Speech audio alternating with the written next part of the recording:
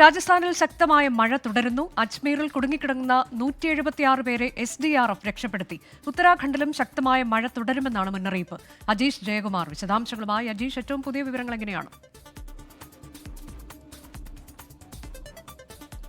അനുജ, ഉത്തരേന്ത്യൻ സംസ്ഥാനങ്ങളിൽ കഴിഞ്ഞ കുറച്ച് ദിവസങ്ങളായി തന്നെ അതിശക്തമായ മഴ തുടരുകയാണ്. ഇപ്പോൾ രാജസ്ഥാനിലും ഉത്തർപ്രദേശിലുമാണ് ഈ സമീപ ദിവസങ്ങളിൽ ഏറ്റവും കൂടുതൽ ഈ മഴ ബാധിച്ചിട്ടുള്ളത്. രാജസ്ഥാനിൽ ഈ ശക്തമായ മഴയിൽ പല സ്ഥലങ്ങളിലും വെള്ളക്കെട്ടുണ്ടായിരുന്നു. പല നദികളും കരകവിഞ്ഞൊഴുകുകയാണ്.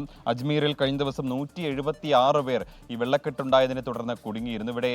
ഇവരെ എല്ലാവരെയും തന്നെ SDRF സംഘം എത്തി രക്ഷപ്പെടുത്തി. മാത്രമല്ല, ഉത്തരാഖണ്ഡിലും ശക്തമായ മഴ മുന്നറിയിപ്പുണ്ട്. പല ജില്ലകളിലും റെഡ് അലർട്ട് പ്രഖ്യാപിച്ചിട്ടുണ്ട്. അടുത്ത 3 ദിവസം കൂടി ശക്തമായ മഴ ലഭിക്കുമെന്നാണ് മുന്നറിയിപ്പുള്ളത്. കൂടാതെ ഉത്തർപ്രദേശിൽ കഴിഞ്ഞ ദിവസം മഴക്കെടുതിയിൽ മാത്രം 18 പേർ മരിച്ചു എന്നാണ് റിപ്പോർട്ട്.